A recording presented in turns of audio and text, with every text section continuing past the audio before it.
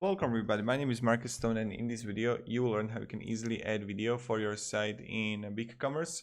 So let's start. First, what you want to do is just click here on page builder when you will be on your dashboard, and you're going to see right here video.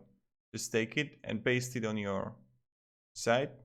Now you need to find some video. Oh, I have Netflix prepared. Ooh, I'm so excited and I just can't hide it, and I'm about to lose control on this YouTube search. So I will write here Ocean Man. No. Mr. Rogers. Perfect documentary. Can recommend you enough. And now we see it here. You can loop the video. You can autoplay the video.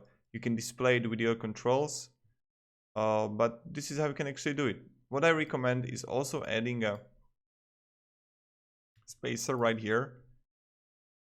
And this is going to be perfect. So thank you everybody very much. I hope you're going to have a great day and see ya. Goodbye.